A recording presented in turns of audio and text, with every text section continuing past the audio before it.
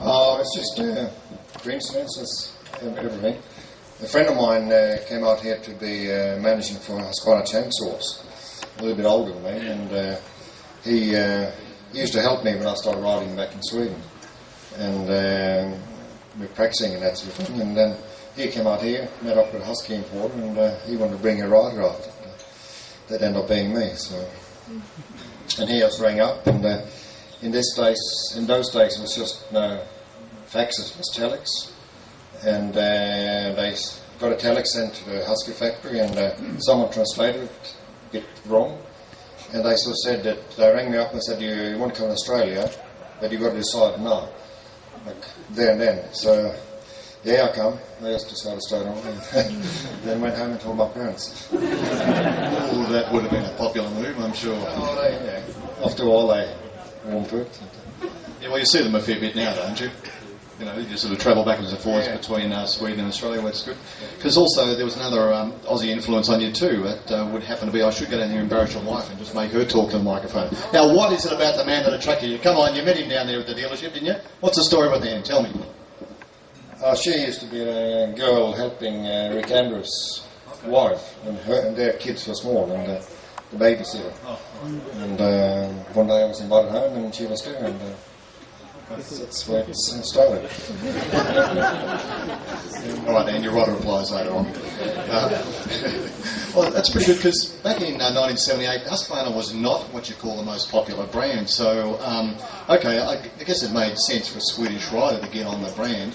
But you could have been sort of offered something else there, so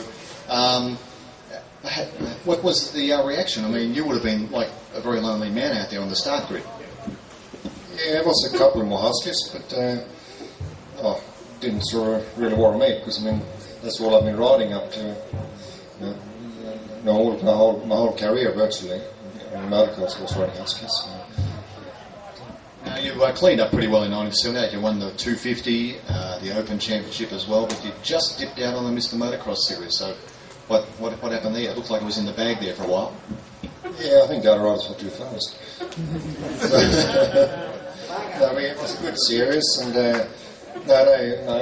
I had some good races, but that first year, Stephen won, that's right. Stephen won the first year. And then it's just faster. Well, that's unusual, because you managed to scoop the championship, so I'm just a bit curious as to how, because it seemed like you were leading the points race there for quite a while, and in Amaru Park Amaru Park I could have, but I mean, Stephen rode better that day, and I had some bad races, and, it's the way it goes. So, in 79 then, you actually repeated in the 250 and the Open class as well, is that correct? Yep, in Western Australia. And I didn't ride in the unlimited class.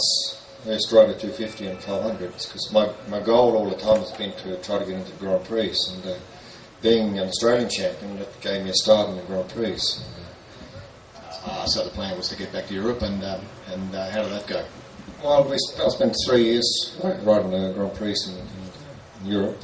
Best result was 10th place once in the race.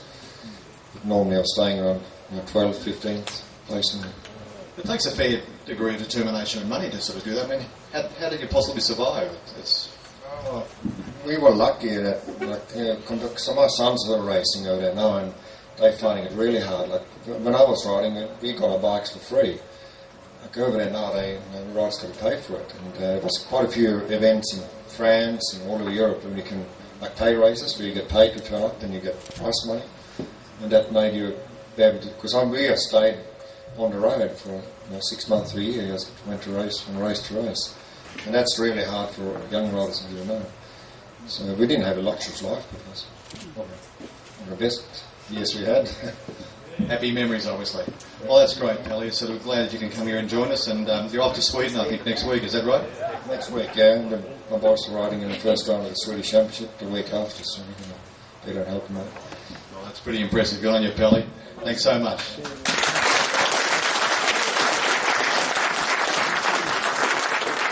I just want to say one thing about this event. It's the first time I've been there, but it's just fantastic. It's the best thing I've been to, I must say.